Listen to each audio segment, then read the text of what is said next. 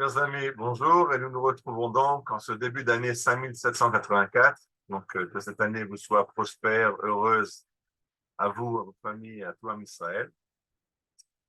Et on est en train de finir le cycle des parachiotes de la Torah qu'on lit sur une année. Et on est dans la paracha de Ha'azinu. Ha'azinu, c'est une paracha qui est en fait une shira, c'est un cantique, c'est un chant. D'ailleurs, dans le rouleau de la Torah, c'est écrit pas comme de la prose à la ligne, mais c'est sous forme de chant que c'est écrit. Et en fait, ce cantique de Ha'azinu nous raconte l'histoire du peuple juif à travers les générations jusqu'à la Géoula Shlema, jusqu'à la fin des temps de l'exil. Et il y a des versets très sympathiques et d'autres qui le sont légèrement moins. Alors commençons. Dieu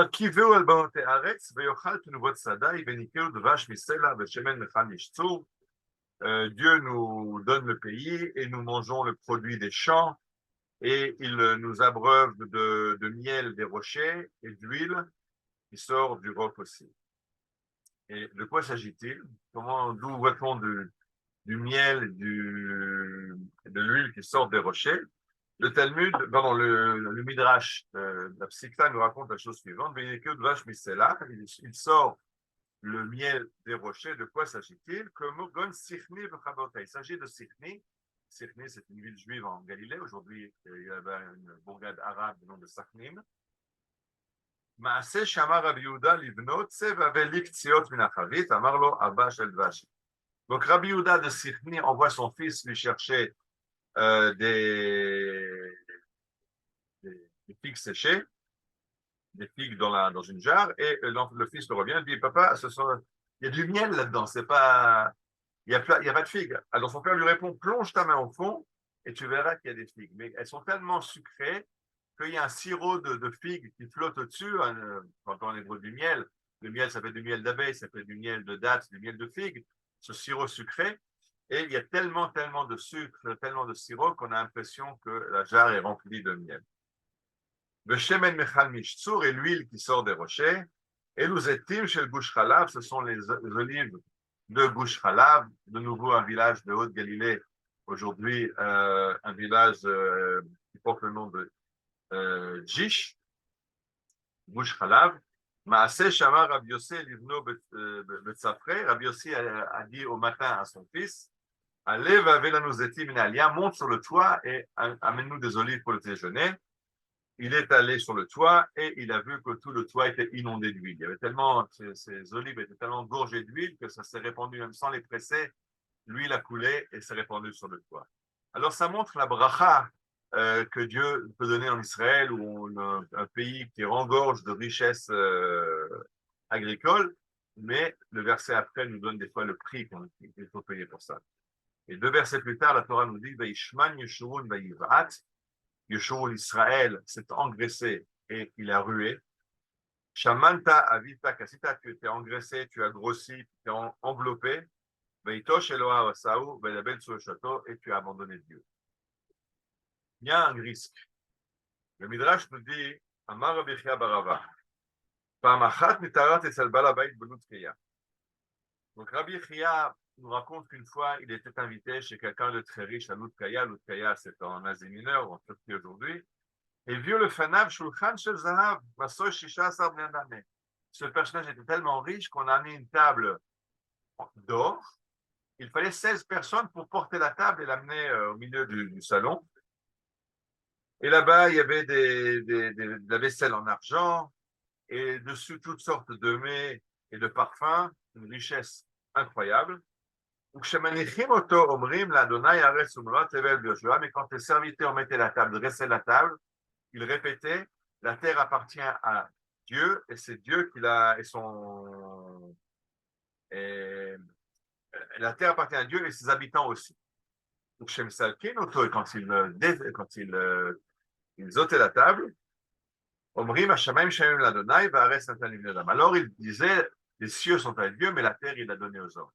C'est-à-dire qu'il faut se rappeler, le Rav Noam Perel nous explique qu'il y a un risque dans la richesse d'oublier Dieu. Quand c'est qu'on se rappelle Dieu? Quand on est dans la détresse, on a besoin d'argent, on n'a plus de quoi manger, on a un enfant malade, on a des problèmes sécuritaires, alors on sait très bien qu'il faut s'adresser à Dieu, il faut prier. Mais quand tout va bien, Ben, on se débrouille très bien tout seul, on a fait de bonnes études, on a un bon job et on comprend comment on a gagné son argent. Dès qu'il n'y en a plus, on comprend que ça ne dépend pas de nous, il y a quelqu'un d'autre qui peut aider et on va lui demander, parce que c'est tous la blague, je pense, du gars qui cherche à se garer à Tel Aviv. Bien sûr, c'est mission impossible, donc il se tourne vers Dieu et dit, s'il te plaît, mon Dieu, si je trouve une place de parking, je viendrai, je mettrai les téfilines tous les jours le mois qui vient. Et juste devant lui, il y a une voiture qui sort du parking, qui libère la place. Laisse tomber, j'ai trouvé une place. Alors, ça, c'est déjà moi qui ai trouvé la place. Mais un instant avant, on demandait à Dieu de trouver la place de parking.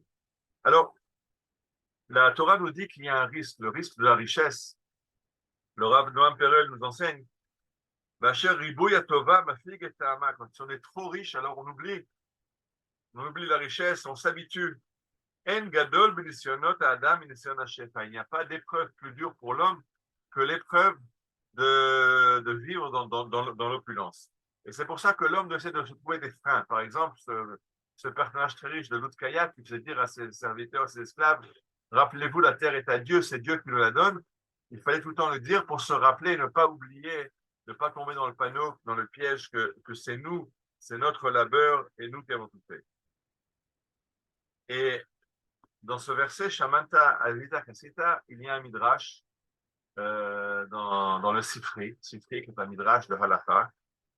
Et le Rav Tzudakut, le Rav Kook, nous enseignait Mistafina Mehai Sifri. J'ai très peur de ce Sifri. Quand je lis ce Sifri, il me fait peur. Pourquoi? Parce que sur ce verset qui dit Vaishpan Yeshurun, Israël s'est engraissé, Shamanta Avita Kasita, tu t'es engraissé, tu t'es enlargi, on devient gros. Le Midrash Sifri dit Elu Shalosh Dorot Lifnei Biat HaMashiach. Ce sont les 3 générations avant la venue du Messie.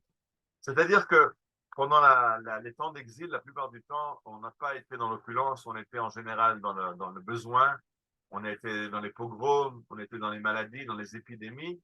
Et en fait, c'était facile de se tourner vers Dieu parce qu'on était dans le besoin matériel, médical, tout le temps, sécuritaire. Mais dit le Sifri, au moment de la Géoula, on va passer de l'autre côté.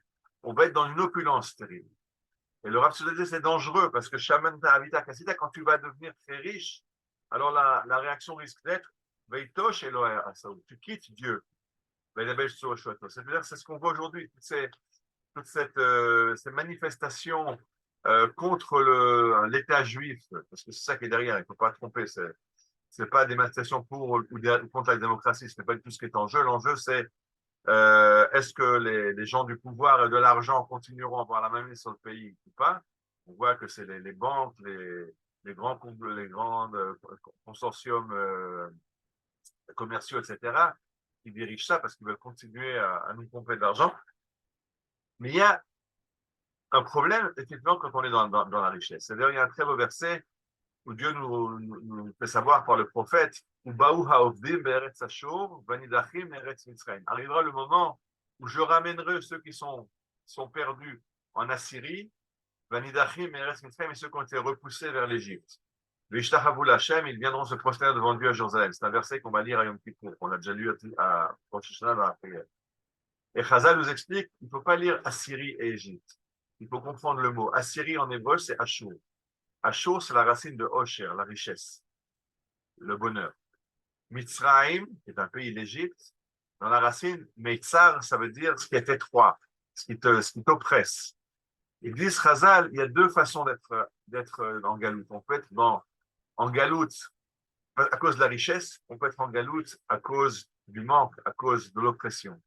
De ces 2 galouillottes, de ces 2 églises, il faut sortir. Ça me rappelle qu'il y a quelques années, j'ai guidé une mission de juifs du Maroc. Et j'ai demandé au responsable il y a donc encore une communauté juive au Maroc. Il me dit oui, il y a environ 5000 juifs au Maroc. Et quand je lui ai dit, mais qu'est-ce qu'ils font là-bas? Il me dit, rien, il faut qu'ils comprennent. Ça se divise en 2 parties. Il y a ceux qui sont trop pauvres pour quitter le Maroc et ceux qui sont trop riches pour quitter le Maroc. Alors c'est de ça que parle cette prophétie. On peut être en galoute, en Ashur, en Assyrie, dans la richesse, ou être en galoute à cause de la pauvreté. La Torah nous annonce qu'au moment de la Géoula, on sera dans la richesse, en Eretz Israël. Et c'est pour ça qu'il faut faire attention, parce qu'il y a un risque alors de rouer dans les brancards, de se détacher de Dieu. On n'a plus besoin de lui, on se débrouille très bien sans lui. Et alors, malheureusement, on risque d'avoir quelques pépins pour se rappeler qui est le propriétaire. Alors, on espère, malgré ce que disait le Rav Kook, que j'ai peur de ce sifri, de vivre ce sifri sans la peur, d'en tirer les leçons, de savoir pleinement profiter de ce bonheur et cette richesse que Dieu nous donne, sans tomber dans les excès et se détourner de Dieu, mais continuer au contraire, pouvoir venir comme cet homme qui mettait sa table d'or en disant l'Adonai haaretz umloa tevel v'yosheva, c'est la mizmor que nous lisons dans les Yamim Naraim. La terre est à Dieu, nous sommes ses invités, et quand on est invité, il faut se conduire correctement. C'est pour ça que dans ces jours de Rosh Hashanah Yom, on essaye de se rappeler qu'on a des devoirs par rapport à Dieu qui nous donne ce pays magnifique, cette opulence, ces conditions dans lesquelles on a la chance de vivre à notre époque. Donc, on va remercier Dieu et on va essayer d'être méritant de cette bracha dans laquelle on vit. Et je réitère le brachot qu'on souhaite pour vous, pour nous, pour tout l'homme Israël, pour le peuple, pour le monde entier. Une année de paix, de prospérité. Shabbat Shalom, Shana Tova.